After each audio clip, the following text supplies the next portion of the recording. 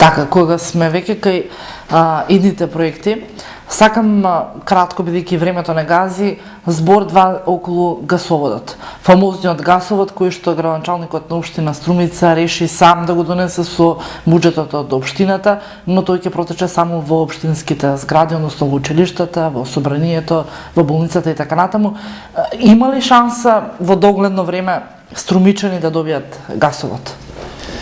Значи, она што го прави градоначалникот Зоран Заев воопшто не е гасовод, тоа е мрежа за газ, за спроведување на газ низ подрачјето на општина Струмица. И тоа не е лошо, тоа е добро. Меѓутоа, вистинскиот гасовод ќе го донесе владата на Република Македонија, јавното предпријатие во државна собственост Македонија газ, каде патем јас сум председател на управниот одбор.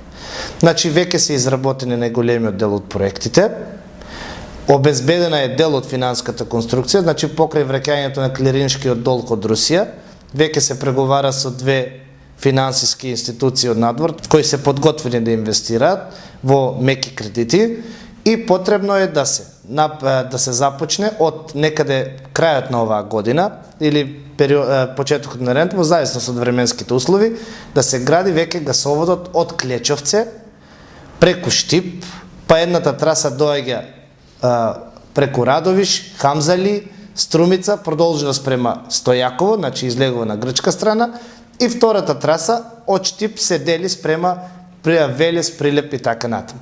Значи тоа ќе биде вистинскиот гасовод, бидејќи никаде во светот не постои гасовод во вистинскиот смисол на зборот кој се носи со камиони. Јас повеќе пати апелирам дека тоа што го прави моментално господинот Заев, поставувањето на мрежата со цевки е добра работа и треба да го прави. Затоа што е подобро да бидеме спремни ние како општина која ќе дојде вистинскиот гасовод, бидејќи тоа ќе биде навистина работа на општината. Значи ние не носиме главната цевка, а примарната, секундарната или терцијалната мрежа си ја гради општината. Така беше у Куманово, така и насекаде во светот, во зависност од законските прописи како е тоа регулирано. Меѓутоа, базните станици, цистерните, после одреден период, после доаѓањето на гасоводот, ќе бидат више. И тие се непотребна инвестиција и економски овој гасовод нема да биде исплатлив. Јас знам дека неговата цел е да се поврзат неговите фабрики и училиштето од општинската и јавната администрација и така натаму нели зградите, меѓутоа е добро само во овој дел во кој што зборував. Така, господин Гошев, овдека и крајот на вечерашното издание на Визави, дали сакате последните неколку минути да се обратите до гледачите на ТВ канал ВИС, односно до граѓаните на општина Струмица и пошироко оние кои што не гледаат, а тоест и гласачите кои што треба да излезат на 5 јуни и го остварат своето граѓанско право?